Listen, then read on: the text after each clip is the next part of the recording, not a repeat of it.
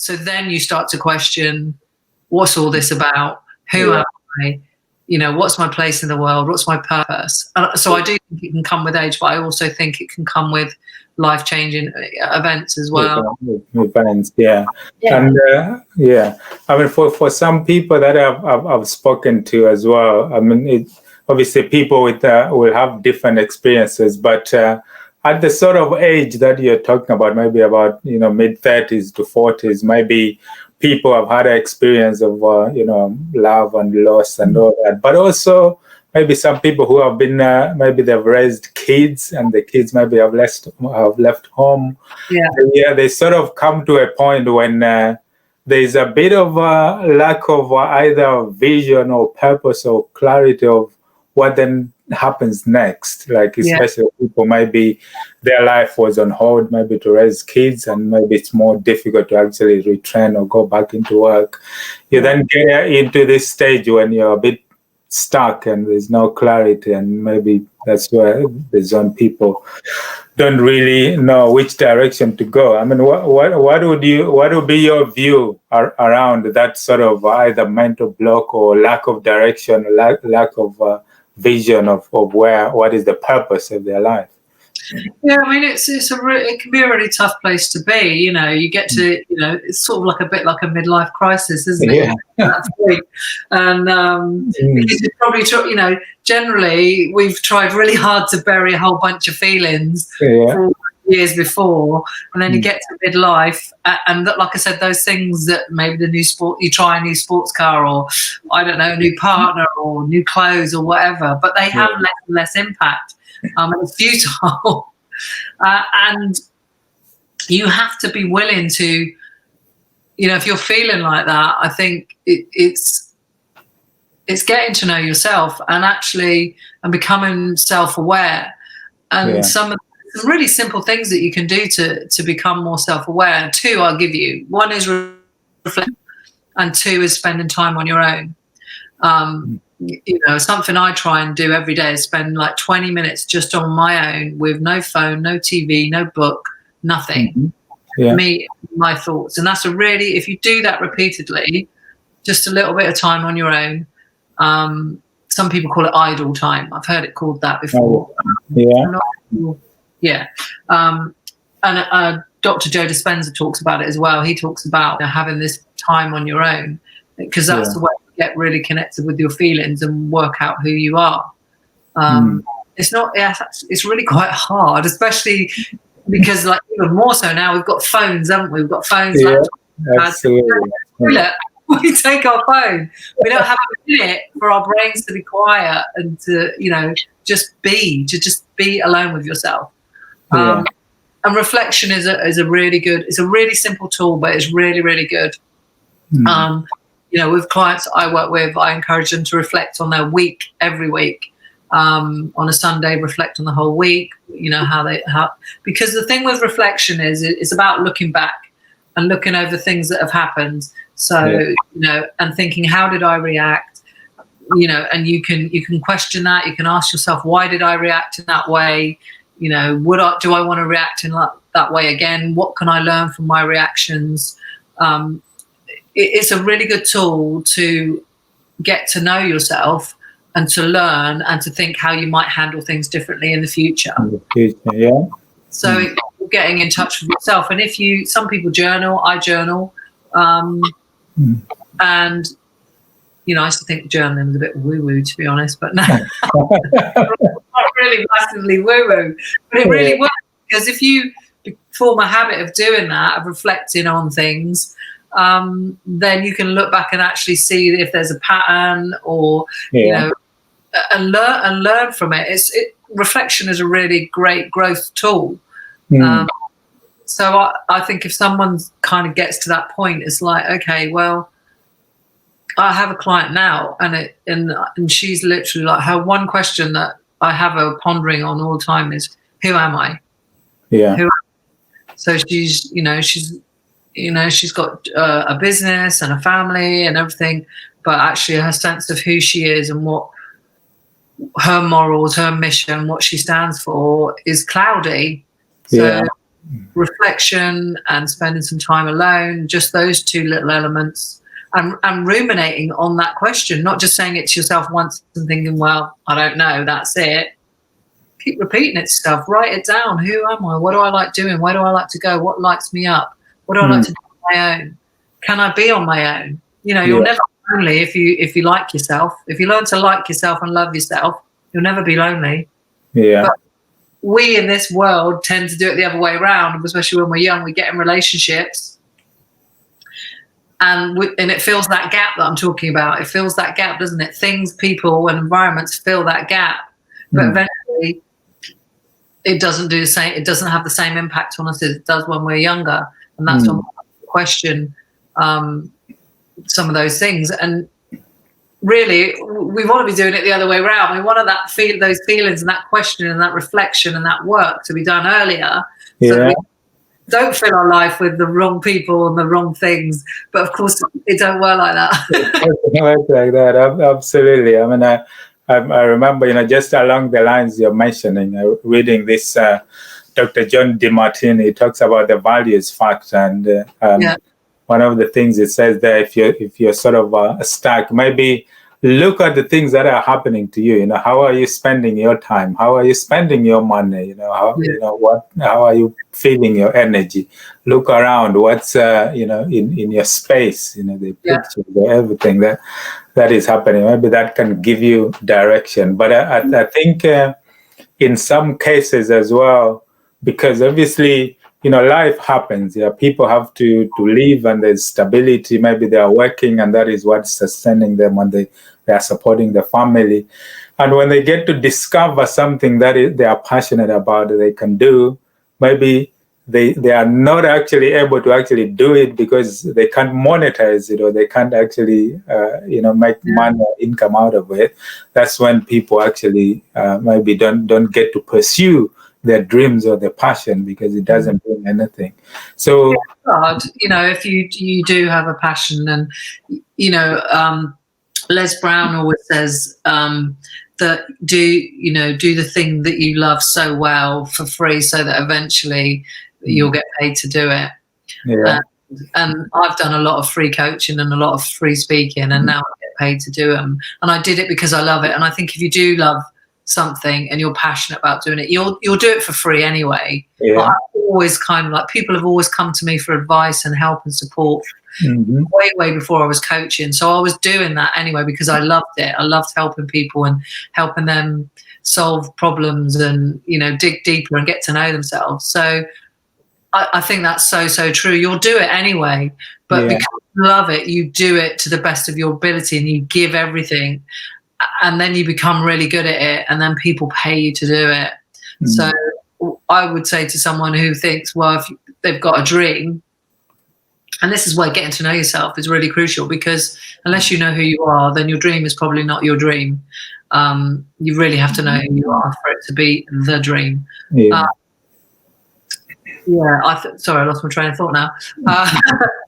But you know, do that. You can do it alongside other things, and try and redress the balance really until you start to get paid for it. It's like almost like that side hustle. Like coaching, like, was my side hustle to my property business, and now the balance is changed. Although my property business still, you know, it's passive income effectively, although I still have to do something, but. It used to be like 80% of my time, and coaching was like 20, but now it's completely the other way around. The other one up to overtake the other, and then now the thing that I really love the most is where I get to spend most of my time. Yeah, so that's brilliant. So just talk us more through what can actually, you know, go wrong, or what problems can you experience if you don't turn up as yourself. Like if you don't, if the gap is quite big, for example, what can go wrong? Because, you know, there is that such thing as well. What do they say? Fake it until you make it, or I don't believe in that though.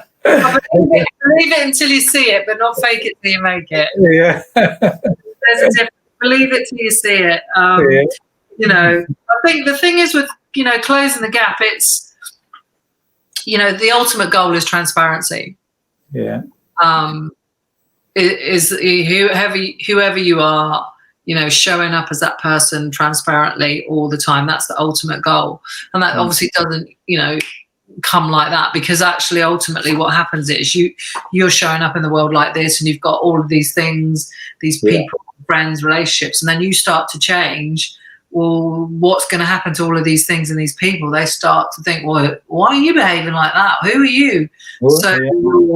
Your friendship circle, maybe your relationship, all these things start to shift. So it takes a bit of work. So the bigger the gap, the harder that's going to be. But ultimately, you're going to want to fill that gap, because you're going to get frustrated with life. You're going to be unfulfilled.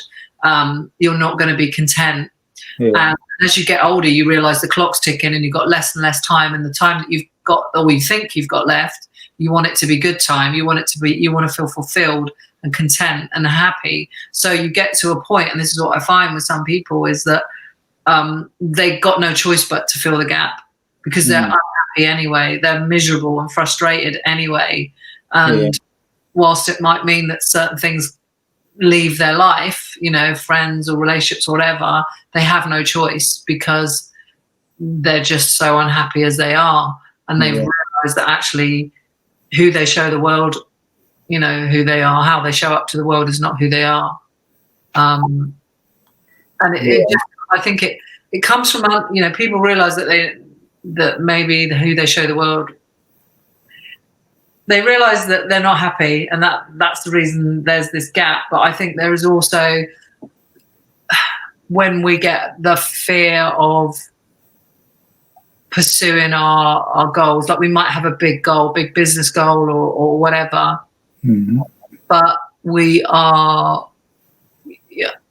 frightened of pursuing that, because we're afraid of the judgments, opinions of our friends and our families, and also how it might impact what we've got already.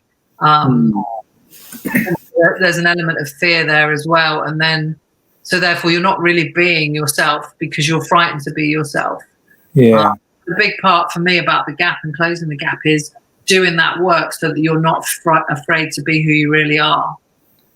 So that actually I can show up in the world as me. I can be transparent, and that I'm okay with that. And then, like I said, then those dreams and the goals that you want, but you've almost been hiding them from yourself, then you will allow that to come to the fore, and you won't necessarily really care about other people's opinions and judgments, because they're always going to have opinions and judgments, whether you want to fly to the moon dressed as a clown, or you want to work and Spencer's. Mother Teresa gets judged. Do you know what I mean? So absolutely.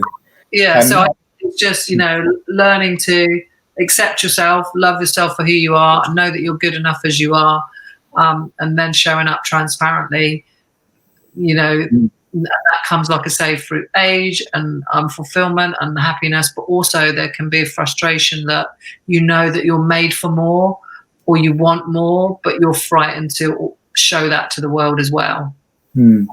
Yeah, absolutely. That's quite clear, actually. And I think for most people, the biggest thing is, like you said, the fear of what other people and the judgment that counts. Because I remember one guy on a group mentorship session, and he was presenting himself as this guy who's got a good cars and a good house and all of that.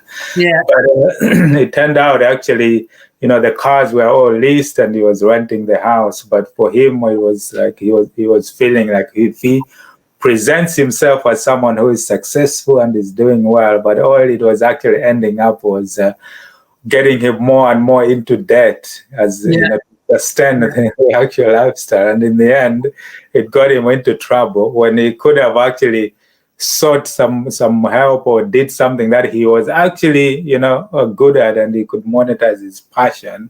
But the longer he left it, the worse it became, and the bigger the gap, and then it's much more difficult to actually narrow it down. So there's another gap. There's obviously this gap of who we show up as and who we really are, but then there's the perspective and reality gap as well. So there's a whole how you see the world and, the reality. So there's a few gaps, but we do, we want to be liked, we want to impress. We all do it. We've all done it. You meet someone new, you want to impress them, so you put on your best behavior, but it's not really you. Yeah. Yeah. You eventually is going to come spewing out. And then one of the things that I found, and what I find with people that I work with, is the amount of energy it takes to show up not transparently. You don't realize, and the easiest thing to do in the world is to be you. It's the easiest thing in the world, but for a lot of people, they don't do it for a good chunk of their life. And so when you get to that point where you start to change and transform, like I did and I have, you've got a lot more energy, because you're not using all that energy of how you present to the world, the things that you say and do. It's it's not all foundations. You're just you, and it's the easiest thing in the world. You don't have to think too deeply about it, and you've got a whole lot of energy that you were using before to almost pretend. So you're more energized as well.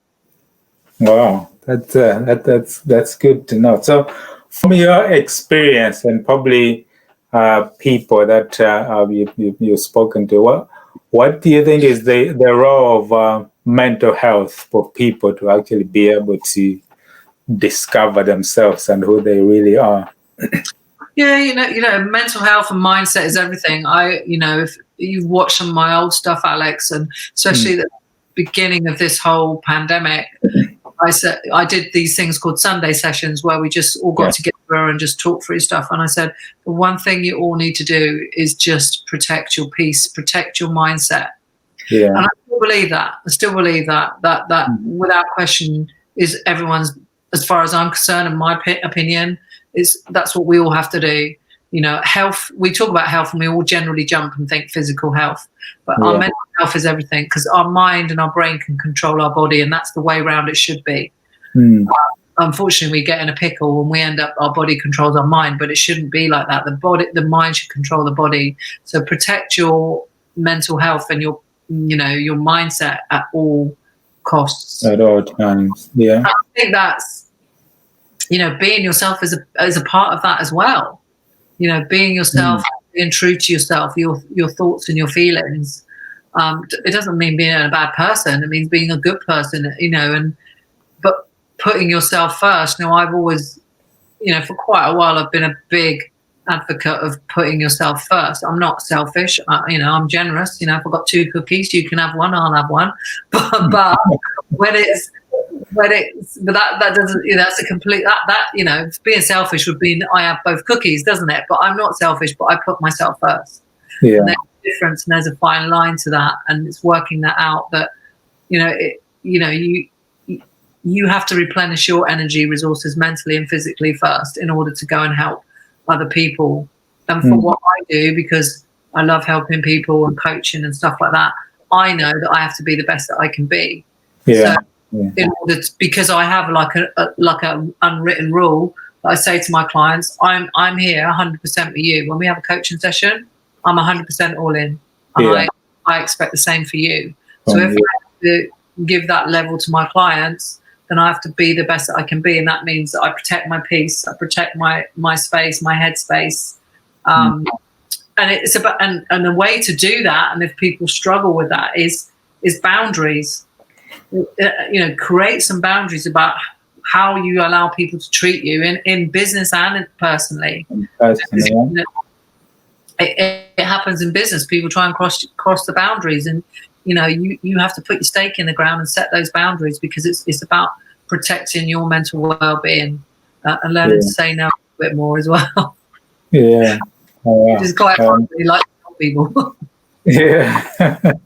So, I mean, what do you think? What do you think is the role of sort of reaching out to people, like mentorship or networking, or just having supportive people around you?